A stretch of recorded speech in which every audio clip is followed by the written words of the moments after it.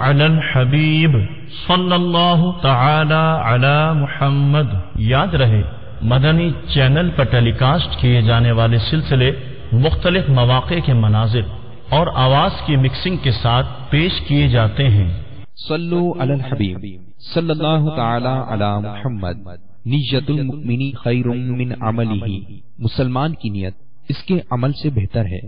اللہ عز و جل کی رضا پانے اور ثواب کمانے کی غرض سے سلسلہ دیکھنے سے پہلے اچھی اچھی نیتیں فرما لیجئے۔ اللہ کی رضا کی خاطر علم دین حاصل کروں گا، سیکھ کر دوسروں تک نیکی کی دعوت پہنچاؤں گا، خاص خاص باتیں لکھوں گا، اول تا آخر دیکھوں گا۔ صلو علی الحبیب صلی اللہ تعالی علی محمد۔ الحمدللہ رب العالمین والصلاة والسلام علی سید المرسلین، اما بعد فاعوذ باللہ من الشیطان الرجیم، بسم اللہ الرحمن الرحیم۔ الصلاة والسلام علیک یا رسول اللہ وعلی آلک واصحابک یا حبیب اللہ۔ الصلاة والسلام علیک یا نبی اللہ وعلی آلک واصحابک یا نور اللہ۔ سرکار مدینہ راحت قلب و سینہ صلی اللہ تعالی علیہ وآلہ وسلم کا فرمان عالی شان ہے، جس نے میرے ساتھ محبت اور میری طرف شوق کی وجہ سے مجھ پر صبح اور شام تین مرتبہ درود پڑھا، اللہ عز و جل اس کے اس صبح اور شام کے گناہ معاف فرما دے گا۔ صلو علی الحبیب صلی اللہ تعالی علی محمد صلی اللہ علیہ وسلم۔ فیضان قرآن کے آج کے اس سلسلے میں ہم سورہ انعام کی آیت نمبر 95 سے قرآن پاک کا درس سنیں گے۔ اللہ عز و جل ارشاد فرماتا ہے، بسم اللہ الرحمن الرحیم، ان اللہ فالق الحب والنوا یخرج الحی من المیت ومخرج المیت من الحی ذالکم اللہ فانا تؤفکون۔ بے شک اللہ دانے اور گٹھلی کو چیرنے والا ہے، زندہ کو مردہ سے نکالنے اور مردہ کو زندہ سے نکالنے والا ہے۔ یہ اللہ ہے تو تم کہاں پھرے جاتے ہو۔ اس آیت مبارکہ سے پہلے جو آیات گزری ہیں اس میں اللہ تبارک و تعالی نے مشرکوں کی موت اور آخرت کے احوال کو بیان فرمایا تھا۔ تو چونکہ ما قبل کے اندر مشرکوں کا بیان تھا، اب اس سے آگے اللہ عز و جل اپنی توحید اور اپنی عظمت کا بیان فرماتا ہے۔ اللہ تبارک و تعالی کی قدرت کے دلائل یہاں سے بیان کیے گئے ہیں، جس میں ایک طرف تو مشرکوں اور ان کے بتوں کی کمزوری اور عاجزی کا بیان اور اس کا رد ہے، اور دوسری طرف قیامت کے دن اٹھائے جانے کے دلائل ہیں۔ کیونکہ مشرکین کا یہ بنیادی عقیدہ تھا، ایک تو وہ بتوں کی پوجا کرتے تھے اور دوسرا مرنے کے بعد اٹھائے جانے کے منکر تھے۔ تو اللہ تبارک و تعالی نے اپنی قدرت کو بیان فرما کر ایک تو اپنی عظمت، اپنی قدرت اور اپنی توحید کا بیان فرمایا، اور دوسرا لوگوں کے مرنے کے بعد اٹھائے جانے پر دلیل بھی قائم فرمائی۔ تو فرمایا کہ اللہ تبارک و تعالی دانے اور گٹھلی کو چیرنے والا ہے۔ دانا ایک بے جان سی چیز ہے، کوئی حیثیت نہیں، معمولی سی شے ہے، مگر اللہ تبارک و تعالی اسی دانے سے فصلیں پیدا فرما دیتا ہے۔ گٹھلی ایک معمولی سی چیز ہے، بے جان سی چیز ہے، اللہ تبارک و تعالی اسی گٹھلی سے باغات پیدا فرما دیتا ہے۔ تو یہ معمولی اور حقیر چیزوں میں زندگی پیدا کر کے اللہ عز و جل ان سے کس طرح زمین کو سرسبز و شاداب فرما دیتا ہے۔ تو جس اللہ کی یہ قدرت ہے، وہی اللہ عز و جل قیامت کے دن مردوں کو زندہ فرمائے گا۔ دوسری بات فرمائی کہ وہ مردے سے زندہ کو اور زندہ سے مردہ کو نکالنے والا ہے۔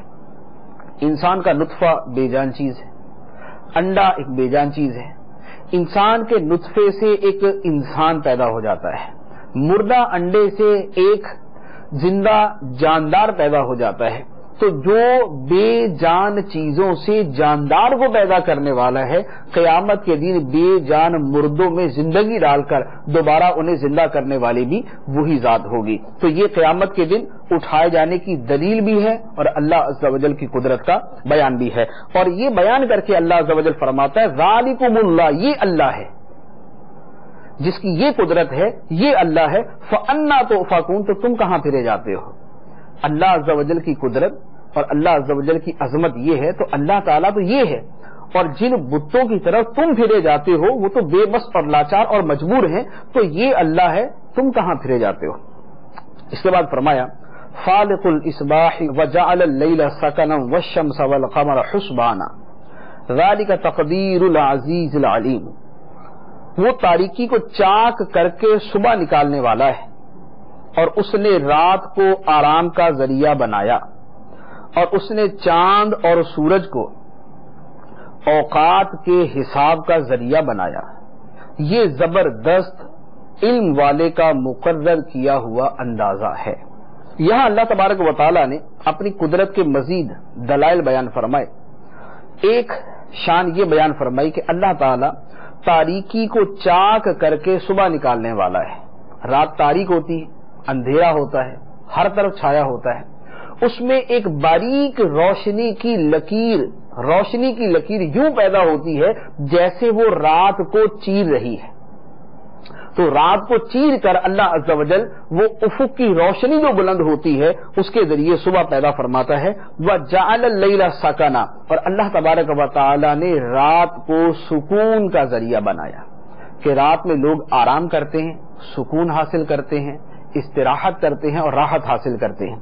وَالشَّمْسَ وَالْقَمَرَ حُسْبَانًا، اور سورج اور چاند کو حساب کا ذریعہ بنایا کہ سورج اور چاند کے ذریعے مختلف حسابات لگائے جاتے ہیں، جیسے سورج کے ذریعے ہمارا ایک شمسی سال ہے، چاند کے ذریعے ہمارا قمری سال ہے، تو سورج اور چاند کے ذریعے ہم اپنے ایام اور اپنے حساب کتاب معلوم کرتے ہیں۔ نمازوں کے اوقات سورج کے ذریعے پتہ چلتے ہیں، اور رمضان کا حساب اور زکوٰۃ کا حساب یہ ہم چاند کے ذریعے کرتے ہیں۔ اسی طرح حج کا معاملہ یہ چاند کے ذریعے ہم طے کرتے ہیں، چاند دیکھ کر اسی 9 ذو الحجہ کو حج کیا جاتا ہے۔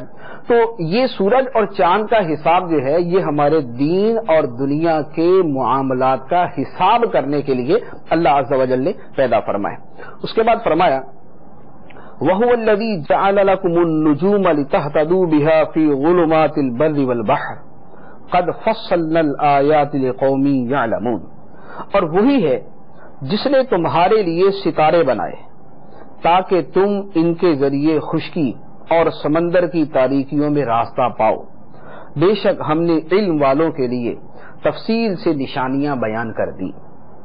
یہاں اللہ تعالیٰ نے اپنے اور انعام کا بیان بھی فرمایا اور قدرت کا بیان بھی فرمایا کہ اللہ تعالیٰ نے ستارے پیدا فرمائے، ستارے بنائے تاکہ تم ان کے ذریعے خشکی اور سمندر کی تاریکیوں میں راستہ تلاش کرو۔ تو ایک زمانہ وہ تھا کہ جب انہی کے سہارے راستہ طے کیا جاتا تھا سمندر میں اور خشکی میں، اور آج کے ترقی یافتہ دور میں کہ جب آلات اور اسباب اور سائنسی ایجادات ہو چکی ہیں، اس کے باوجود ستاروں کے ذریعے رہنمائی حاصل کرنے کا طریقہ آج بھی موجود ہے، اور جدید سائنس کے اندر بھی اس طریقے کو استعمال کیا جاتا ہے۔ تو اللہ تبارک و تعالی نے ستارے پیدا فرمائے تاکہ تم ان کے ذریعے خشکی اور سمندر کی تاریکیوں میں ہدایت پاؤ، راستہ تلاش کرو۔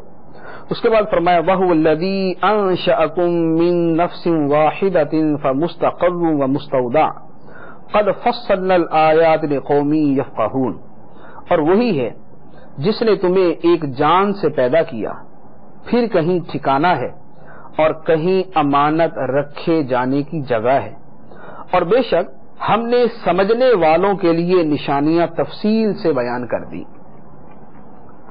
ایک جان سے پیدا کیا یعنی آدم علیہ السلام سے پیدا کیا، پھر ایک ٹھکانہ ہے اور ایک امانت رکھی جانے کی جگہ ہے، فمستقر و مستودع، ایک ٹھکانہ اور ایک امانت رکھے جانے کی جگہ۔ اس سے کیا مراد ہے؟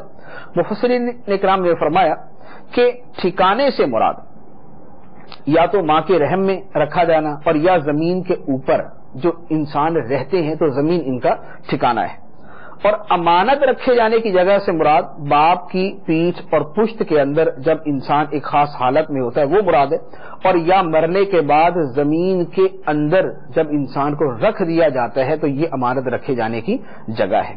اس کے بعد اللہ تعالیٰ نے مزید اپنی قدرت کا بیان فرمایا، ارشاد فرمایا وَهُوَ الَّذِي أَنزَلَ مِنَ السَّمَاءِ مَاءً فَأَخْرَجْنَا بِهِ نَبَاتَ كُلِّ شَيْءٍ فَأَخْرَجْنَا مِنْهُ خَضِرًا نُخْرِجُ مِنْهُ حَبًّا مُتَرَاكِبًا وَمِنَ النَّخْلِ مِنْ طَلْعِهَا قِنْوَانٌ دَانِيَةٌ وَجَنَّاتٍ مِنْ أَعْنَابٍ وَالزَّيْتُونَ وَالرُّمَّانَ مُشْتَبِهًا وَغَيْرَ مُتَشَابِهٍ انظروا إلى ثمره إذا أثمر وينعه إن في ذلكم لآيات لقوم يؤمنون۔ اور وہی ہے جس نے آسمان سے پانی اتارا، پھر ہم نے اس کے ذریعے ہر اگنے والی چیز نکالی، تو ہم نے اس سے سرسبز کھیتی نکالی جس میں سے ہم ایک دوسرے پر چڑھے ہوئے دانے نکالتے ہیں، اور کھجور کے ابتدائی کچے شگوفوں سے کھجور کے خوشے نکلتے ہیں جو پھلوں کی کثرت سے لٹکے ہوئے ہوتے ہیں، اور انگور کے باغ اور زیتون اور انار نکالتے ہیں جو کسی وصف میں ایک دوسرے سے ملتے ہوتے ہیں اور کسی وصف میں جدا ہوتے ہیں۔ تم درخت کے پھل اور اس کے پکنے کی طرف دیکھو جب وہ پھل دے، بے شک اس میں ایمان والوں کے لیے نشانیاں ہیں۔ یہ اللہ تبارک و تعالیٰ کی قدرت کا بیان اور اس قدرت کے عجائبات کا بیان ہے، جس کا خلاصہ کلام یہ بنتا ہے کہ دیکھو پانی ایک ہے، اور جس زمین سے یہ سارا کچھ اگ رہا ہے وہ زمین بھی ایک ہے۔ اسی ایک پانی اور اسی ایک زمین سے اور اسی ایک سورج کی روشنی سے اور اسی ایک طرح کی ہوا سے اللہ تبارک و تعالی کتنی قسم کی اشیاء کو پیدا فرماتا ہے۔ پانی ایک ہے، زمین ایک ہے، ہوا ایک ہے، سورج ایک ہے، روشنی ایک ہے، لیکن اللہ تبارک و تعالی انہی سب ایک چیزوں سے ہزاروں قسم کی چیزوں کو پیدا فرما دیتا ہے۔ تو یہ اللہ تبارک و تعالی کی خالقیت اور اس کی قدرت ہے، تو جس کی اتنی عظیم قدرت ہے کہ تمام روئے زمین کے اوپر لاکھوں قسم کی اجناس اور اربوں خربوں ٹنوں کے حساب سے جو ذات پیدا کر دیتی ہے، وہی ذات عبادت کے لائق بھی ہے اور وہی ذات اس پر قادر بھی ہے کہ لوگوں کو مرنے کے بعد اٹھائے۔ پھر فرمایا وَجَعَلُوا لِلَّهِ شُرَكَاءَ الْجِنِّ وَخَلَقَهُمْ وَخَرَقُوا لَهُ بَنِينَ وَبَنَاتٍ بِغَيْرِ عِلْمٍ سُبْحَانَهُ وَتَعَالَى عَمَّا يَصِفُونَ۔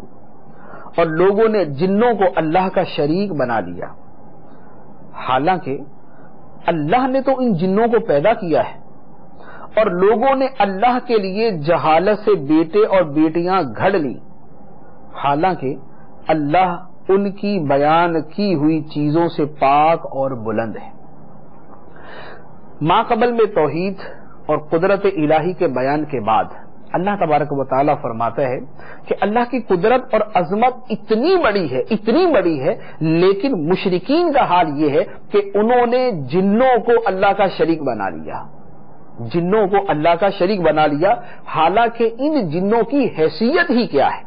اللہ تعالیٰ کی عظمت اور اللہ کی قدرت کے سامنے ان جنوں کی حیثیت کیا ہے؟ ان کی تو یہ اوقات ہے کہ خود اللہ تبارک و تعالیٰ نے انہیں پیدا کیا، تو یہ تو خدا کی مخلوق ہیں، خدا نے انہیں عدم سے وجود بخشا تو یہ وجود میں آ گئے، اور اگر اللہ تبارک و تعالیٰ ان کو پیدا نہ فرماتا تو ان کا وجود تک نہ ہوتا۔ تو جو اللہ کے وجود میں لانے سے وجود میں آئے، جو اللہ کے پیدا کرنے سے پیدا ہوئے، انہی جنوں کو مشرکوں نے خدا کا شریک بنا دیا۔ اور اس کے ساتھ دوسری حرکت جو ان مشرکوں نے کی وہ اللہ تبارک و تعالیٰ کے لیے بیٹے اور بیٹیاں مقرر کی۔ کچھ چیزوں کو اللہ تعالیٰ کے بیٹے قرار دے دیا، کچھ چیزوں کو اللہ کی بیٹیاں قرار دے دیا، جیسے مشرکین عرب فرشتوں کو اللہ تعالیٰ کی بیٹیاں کہتے تھے۔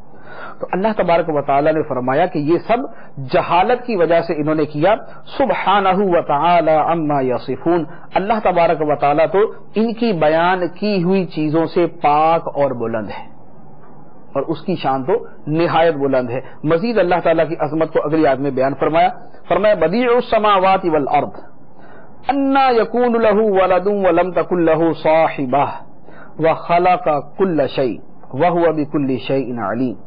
اور وہ بغیر کسی نمونے کے آسمانوں اور زمین کا بنانے والا ہے، اس کے لیے اولاد کیسے ہو سکتی ہے حالانکہ اس کی بیوی ہی نہیں ہے، اور اس نے ہر شے کو پیدا کیا ہے اور وہ ہر شے کو جاننے والا ہے۔ اس آیت مبارکہ میں 3 چیزیں بیان فرمائیں۔ ماقبل کے اندر مشرکوں کے جنوں کو خدا کا شریک بنانے کا بیان تھا، اب فرمایا کہ اللہ تبارک و تعالیٰ کی عظمت یہ ہے کہ بغیر کسی سابقہ نمونے کے اس نے آسمان و زمین کو پیدا کیا۔ دنیا کے اندر جب کوئی انسان کوئی شے بناتا ہے تو پہلے اس کے سامنے ایک نمونہ ہوتا ہے، اس نمونے کو سامنے رکھ کر وہ چیز بناتا ہے۔ اللہ تبارک و تعالیٰ نے یہ ساری کائنات پیدا فرمائی تو اس سے پہلے اس کا کوئی نمونہ موجود نہیں تھا، بلکہ یہ خالصتاً اللہ تبارک و تعالیٰ کی قدرت کا اظہار اور اللہ تبارک و تعالیٰ کی شان کا اظہار تھا کہ بغیر کسی نمونے کے اللہ عز و جل نے اس قدر حسین و جمیل آسمان اور زمین پیدا کر دی۔ اب مشرکین جو یہ کہتے ہیں کہ اللہ تعالیٰ کی اولاد ہے تو فرمایا کہ اس کی اولاد کیسے ہو سکتی ہے؟ اولاد اس کی ہوتی ہے جس کی بیوی ہو، بیوی کے بغیر تو اولاد نہیں ہو سکتی۔ تو فرمایا کہ اللہ تبارک و تعالیٰ تو بیوی سے پاک ہے، اس کی کوئی بیوی ہی نہیں، جب اس کی بیوی نہیں تو اولاد کیسے ہو سکتی ہے؟ تو یہ مشرکوں کی عجیب جہالت ہے کہ خدا کے لیے اولاد تو قرار دے رہے ہیں، بیوی نہیں مان رہے۔ تو بیوی نہ ماننے کے باوجود یہ کہنا کہ خدا کی اولاد ہے تو یہ پرلے درجے کی جہالت ہے۔ اللہ تبارک و تعالیٰ نے ان کی اسی جہالت کا ایک اور رد فرمایا کہ ہر شے کو تو اللہ نے پیدا کیا، ہر شے کو تو اللہ نے پیدا کیا، تو ساری کائنات اور ساری کائنات کی ہر شے اللہ تعالیٰ کی مخلوق، اور جو مخلوق ہوتی ہے وہ خالق کی اولاد کیسے ہو سکتی ہے؟ مخلوق خالق کی اولاد نہیں ہو سکتی۔ تو تمام کائنات اللہ کی مخلوق ہے، اس لیے اللہ عز و جل کی کوئی اولاد نہیں ہو سکتی بلکہ وہ اللہ تعالیٰ کی مخلوق ہی کہلائے گی۔ تو مخلوق اور اولاد کے درمیان بدیہی طور پر فرق ہے۔ اب اللہ تبارک و تعالیٰ ان دلائل کے بعد ارشاد فرماتا ہے ذالکم اللہ ربکم لا الہ الا هو خالق کل شیء فاعبدوہ وہو علی کل شیء وکیل۔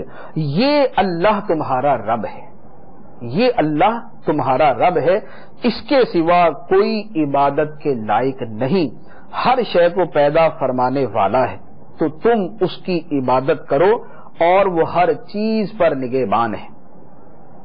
مزید فرمایا لا تدرکہ الابصار وہو یدرک الابصار وہو اللطیف الخبیر، آنکھیں اس کا احاطہ نہیں کر سکتی اور وہ تمام آنکھوں کا احاطہ کیے ہوئے ہے، اور وہی ہر باریک چیز کو دیکھنے والا بڑا خبردار ہے۔ آیت مبارکہ کا ترجمہ ایک مرتبہ پھر سماعت فرمائے آنکھیں اس کا احاطہ نہیں کر سکتی اور وہ تمام آنکھوں کا احاطہ کیے ہوئے ہے، اور وہی ہر باریک چیز کو دیکھنے والا بڑا خبردار ہے۔ یہ آیت مبارکہ قرآن پاک کی معرکۃ الآراء آیات میں سے ہے جس پر گزشتہ زمانے کے گمراہ فرقوں نے بڑا کلام کیا، بطور خاص معتزلہ نے اس آیت کے اوپر کلام کیا اور اس کو اپنے عقائد کے لیے، چند عقائد کے لیے دلیل بنایا۔ یہاں پر چند چیزیں جو ہے وہ وضاحت سے عرض کرنے کی حاجت ہے۔ سب سے پہلے تو یہ یاد رکھیں کہ اللہ تبارک و تعالیٰ نے فرمایا آنکھیں اللہ کا ادراک نہیں کر سکتی، آنکھیں اللہ کا ادراک نہیں کر سکتی۔ ادراک کا معنی کیا ہے؟ مفسرین کرام فرماتے ہیں کہ دیکھی جانے والی چیز جسے دیکھا جائے، مرئی جسے دیکھا جائے، دیکھی جانے والی چیز کی تمام طرفوں اور حدوں پر واقف ہونا کہ یہ شے یہاں سے شروع ہو کے یہاں ختم ہو رہی ہے، یہ شے یہاں سے شروع ہو کر یہاں ختم ہو رہی ہے، اس احاطے کا نام ادراک ہے۔ تو احاطہ اور ادراک جو ہے یہ ایک چیز، اور ادراک کی یہ تفسیر حضرت سعید بن مسیب اور حضرت ابن عباس رضی اللہ تعالی عنہما سے منقول ہے، اور جمہور مفسرین ادراک کی تفسیر احاطے ہی سے فرماتے ہیں۔ تو احاطہ اس چیز کا ہو سکتا ہے جس کی حدیں ہوں اور جہتیں ہوں، جس کی کوئی حد بندی ہو کہ یہاں سے شروع ہوئی یہاں سے ختم ہوئی، اس کی دائیں حد یہاں سے ہے، بائیں حد یہاں سے ہے، اوپر کی حد یہاں سے ہے، نیچے کی حد یہاں سے ہے، تو یوں کسی کا ادراک کرنا یہ ادراک اور احاطہ کہلاتا ہے۔ اللہ تبارک و تعالی ارشاد فرماتا ہے آنکھیں اللہ کا ادراک نہیں کر سکتی، آنکھیں اللہ کا احاطہ نہیں کر سکتی، کیونکہ اللہ تعالی حد اور جہت سے پاک ہے کہ یہاں سے یہاں، یہاں سے یہاں، یہ جو حد بندیاں ہیں اللہ تبارک و تعالی اس سے پاک ہے، تو آنکھیں اللہ کا احاطہ نہیں کر سکتی۔ تو احاطہ اور چیز ہے اور رویت اور دیکھنا اور چیز ہے۔ دیکھنے کے اندر یہ ضرور نہیں ہے کہ اس کا احاطہ کیا جائے اور اس کا ادراک کیا جائے۔ تو جس چیز کی نفی کی گئی ہے وہ احاطہ کرنے کی نفی کی گئی ہے، کیونکہ اللہ تعالیٰ حد اور جہت سے پاک ہے۔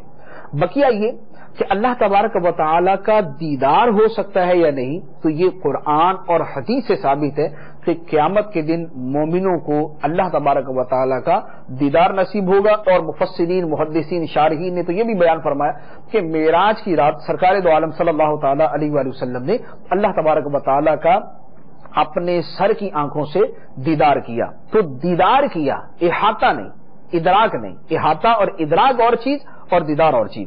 اللہ تبارک و تعالیٰ کا دیدار قیامت کے دن ایمان والوں کو نصیب ہوگا، اس پر قرآن اور حدیث کے چند دلائل عرض کرتا ہوں۔ اللہ تبارک و تعالیٰ ارشاد فرماتا ہے سورہ قیامہ آیت نمبر 22 اور 23 میں، فرمایا وجوہ یومئذ ناظرہ الی ربها ناظرہ، کچھ چہرے اس دن تر و تازہ ہوں گے، اپنے رب کو دیکھتے ہوں گے، اپنے رب کو دیکھتے ہوں گے۔ تو صراحتاً بیان فرما دیا کہ قیامت کے دن کچھ چہرے تر و تازہ ہوں گے جو مومنوں کے ہوں گے یقیناً، اور وہ اپنے رب کو دیکھتے ہوں گے، اپنے رب کا دیدار کرتے ہوں گے۔ حدیث مبارک، مسلم شریف کی حدیث مبارک، جنتیوں کے جنت میں داخل ہونے کے بعد اللہ تبارک و تعالیٰ ان سے فرمائے گا کیا تم چاہتے ہو کہ تم پر اور زیادہ عنایت کروں؟ وہ عرض کریں گے یا رب، کیا تو نے ہمارے چہرے سفید نہیں کر دیا؟ کیا تو نے ہمیں جنت میں داخل نہیں فرما دیا؟ کیا تو نے ہمیں دوزخ سے نجات نہیں دے دی؟ مراد یہ کہ اے اللہ تو ہم پر مزید عنایت کیا فرمائے گا؟ تو نے ہمارے چہروں کو روشن کیا، تو نے ہمیں جہنم سے نجات عطا فرمائی، تو نے ہمیں جنت میں داخلہ عطا فرمایا، تیرے احسانات اس قدر ہمارے اوپر ہیں، اب مزید ہم پر کیا احسان ہوگا؟ تو حدیث مبارک میں ہے سرکار دو عالم صلی اللہ تعالی علیہ وآلہ وسلم ارشاد فرماتے ہیں کہ پھر پردہ اٹھایا جائے گا تو اللہ کا دیدار انہیں ہر نعمت سے زیادہ پیارا ہوگا۔ پردہ اٹھایا جائے گا تو دیدار الہی، اللہ کا دیدار انہیں ہر نعمت سے زیادہ پیارا ہوگا، یعنی جنت کے اندر مومنوں کو اللہ تبارک و تعالیٰ کا دیدار نصیب ہوگا۔ دوسری حدیث مبارک حضرت جریر بن عبداللہ رضی اللہ تعالی عنہ فرماتے ہیں کہ ہم سرور کائنات صلی اللہ تعالی علیہ وآلہ وسلم کی بارگاہ میں حاضر تھے کہ رات کے وقت آپ صلی اللہ علیہ وآلہ وسلم نے چاند کی طرف دیکھ کر فرمایا ان قریب تم اپنے رب کو دیکھو گے جیسے اس چاند کو دیکھتے ہو، اور اسے دیکھنے میں کوئی دقت محسوس نہ کرو گے۔ جیسے آج تم چاند کو دیکھ رہے ہو، قیامت کے دن تم اپنے رب کا یوں ہی دیدار کرو گے۔ تو یہ بخاری شریف کی حدیث مبارک، اسی طرح کی کثیر احادیث مبارک موجود ہے جن سے اہل سنت کا یہ عقیدہ ثابت ہوتا ہے کہ جنت میں مومنوں کو اللہ عز و جل کا دیدار نصیب ہوگا۔ اس کے بعد ارشاد فرمایا قد جاءکم بصائر من ربکم فمن ابصر فلنفسه ومن عمي فعليها وما انا عليكم بحفيظ، بے شک تمہارے پاس تمہارے رب کی طرف سے آنکھیں کھولنے والی دلیلیں آ گئیں، تو جس نے انہیں دیکھ لیا تو اپنے فائدے کے لیے ہی کیا، اور جو دیکھنے سے اندھا رہا تو یہ بھی اسی پر ہے اور میں تم پر نگہبان نہیں۔ یہاں سرکار دو عالم صلی اللہ علیہ وسلم سے لوگوں کے بارے میں کہا گیا کہ اے لوگوں، تمہارے پاس خاتم المرسلین صلی اللہ علیہ وسلم کے معجزات اور قرآن کی آیتیں آ گئیں۔ اب جس نے دین اسلام قبول کر لیا اس نے اپنے فائدے کو قبول کیا، اور جس نے اسلام قبول کرنے سے انکار کیا تو اس کا وبال بھی اسی کے اوپر ہے۔ اے محبوب، تم ان سے فرما دو کہ میں تم پر کوئی نگہبان نہیں، کہ میں تمہیں جبرن طوعن کرہن ہر طرح بہرحال اسلام قبول کروا کے چھوڑوں، یہ میری کوئی ذمہ داری نہیں۔ پھر فرمایا وَكَذَلِكَ نُصَرِّفُ الْآيَاتِ وَلِيَقُولُوا دَرَسْتَ وَلِنُبَيِّنَهُ لِقَوْمٍ يَعْلَمُونَ، اور ہم اسی طرح بار بار آیتیں بیان کرتے ہیں، اور اس لیے تاکہ کافر بول اٹھیں کہ تم نے پڑھ لیا ہے، اور اس لیے تاکہ ہم اسے علم والوں کے لیے واضح کر دیں۔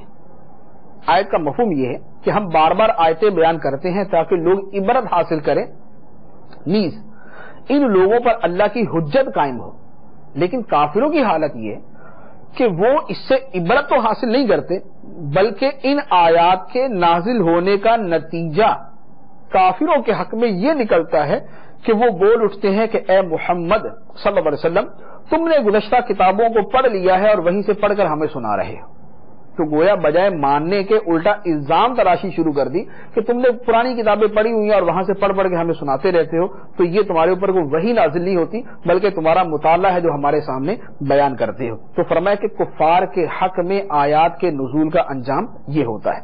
سرکار دو عالم صلی اللہ علیہ وسلم کو فرمایا گیا اتبع ما اوحی الیک من ربک لا الہ الا هو واعرض عن المشرکین، تم اس وحی کی پیروی کرو جو تمہاری طرف تمہارے رب کی طرف سے بھیجی گئی ہے، اس کے سوا کوئی معبود نہیں، اور مشرکوں سے منہ پھیر لو۔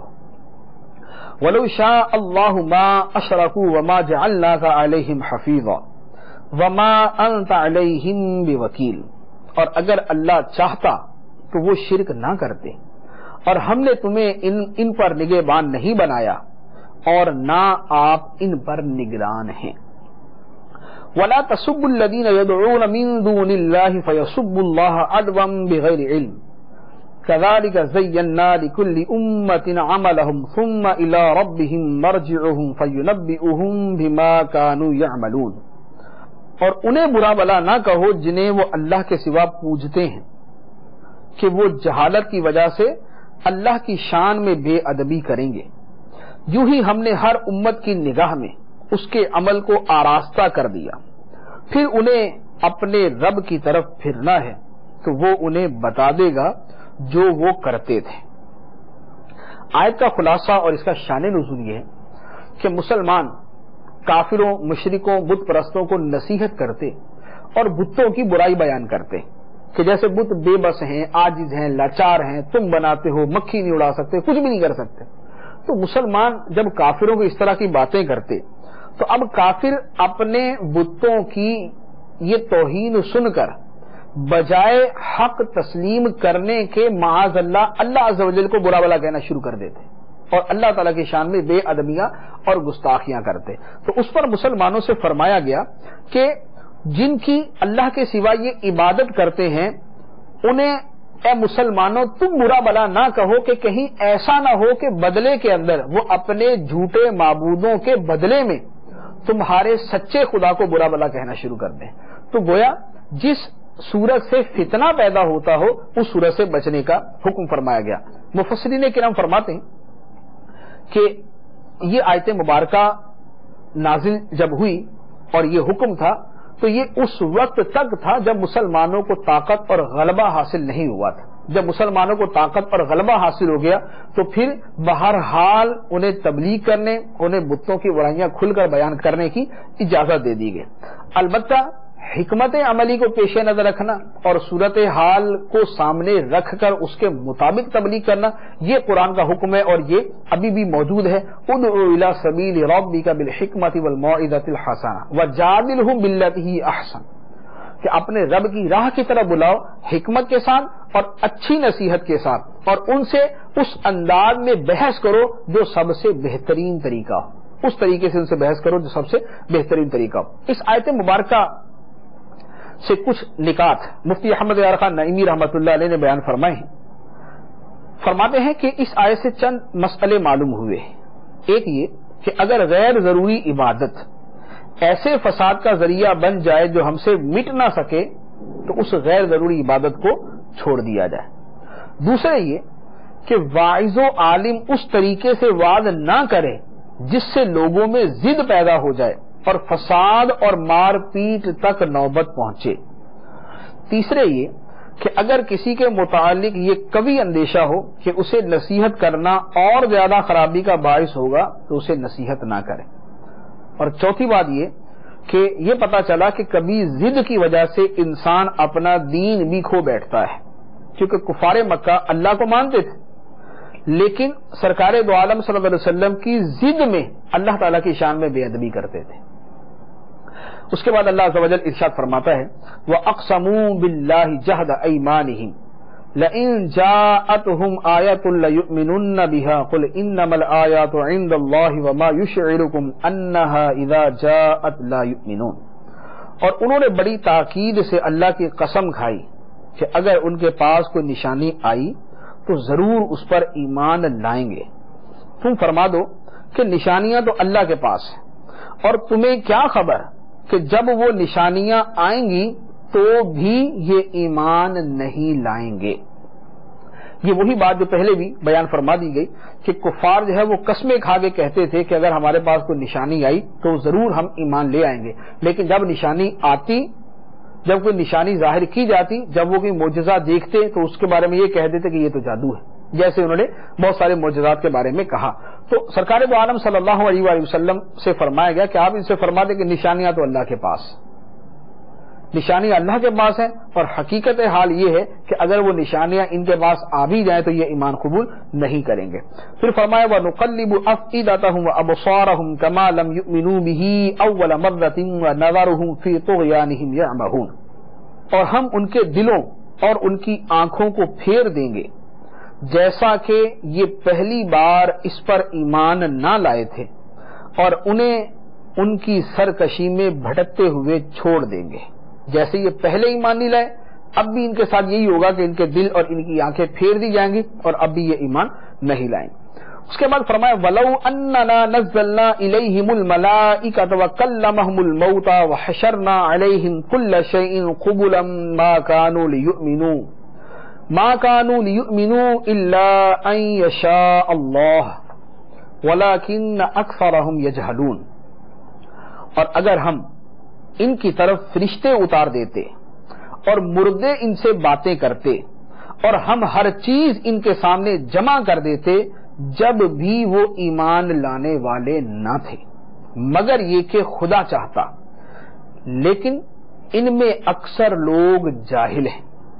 یہ اسی ما قبل کے اندر بیان کی ہوئی سورت کی تفصیل بیان کر دی کہ ان کے مطالبات کیا تھے. ایک ان کا مطالبہ یہ ہوتا تھا کہ فرشتہ ہماری آنکھوں کے سامنے آسمان سے اترے. دوسرا یہ تھا کہ ہمارے پرانے آباء و اجداد جو ہیں وہ قبروں سے نکلے، زندہ ہوں، ہمارے سامنے کھڑے ہو کر گواہی دے کہ محمد صلی اللہ علیہ وسلم اللہ کے رسول. اور تیسرا اسی طرح کا مطالبہ کہ صفا مروہ جو ہے یہ سونے کے بن جائیں اور مکہ مکرمہ میں جو ہے وہ سبزہ اگے، پھل پھول ہوں، یہاں پر کھیتیاں باغات لگ جائیں یہاں پر، تو اس طرح کا جو ہے وہ ہمارے سامنے کچھ چیزیں آئیں تو ہم تسلیم کریں گے. تو اللہ تبارک و تعالیٰ نے فرمایا کہ اگر ہم فرشتے اتار دیتے، مردے ان سے باتیں کرتے اور ہر چیز ان کے سامنے جمع کر کے رکھ دیتے جب بھی یہ ایمان لانے والے نہ تھے، پھر بھی یہ اس کو جادو کہہ کر یا کسی اور طرح کی الزام تراشی کر کے ماننے سے انکار کر دیتے، تو فرمایا کہ یہ ایمان تبھی لاتے جب اللہ چاہتا، یعنی مشیت الہی اور ارادہ الہی متعلق ہو جاتا تو پھر یہ ایمان لاتے. کہ ارادہ الہی متعلق ہو گیا تو اب اللہ کے ارادے کے بعد وہ شے تو وجود میں آ ہی جاتی ہے، لیکن اللہ تعالیٰ نے انہیں ان کے اختیار پر چھوڑا ہے. اللہ تعالیٰ نے انہیں ان کی مرضی پر چھوڑا ہے کہ اپنے اختیار سے ایمان قبول کریں اور اپنے اختیار سے کفر اختیار کریں.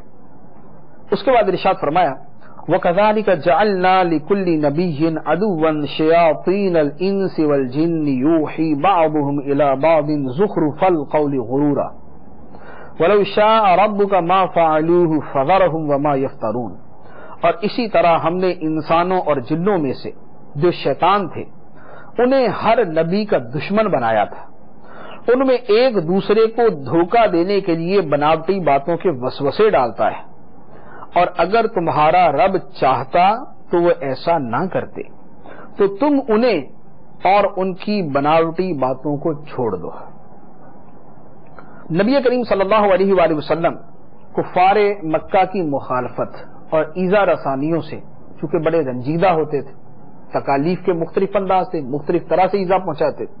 سرکار دو عالم صلی اللہ علیہ وآلہ وسلم کی تسکین قلب اور تسلی خاطر کے لیے ارشاد فرمایا گیا کہ اے محبوب صلی اللہ علیہ وسلم، جیسے یہ لوگ آپ کو تنگ کرتے ہیں، یہ شیطان ہیں جو آپ کو تنگ کرنے والے ہیں. ہر نبی کے لیے انسانوں اور جنوں میں ایسے شیطان موجود تھے جو اس نبی کو تنگ کیا کرتے تھے. تو جیسے پچھلے نبیوں کو ایذا پہنچائی گئی اور انہیں تنگ کیا گیا، اسی طرح آپ کو تنگ کیا جا رہا ہے.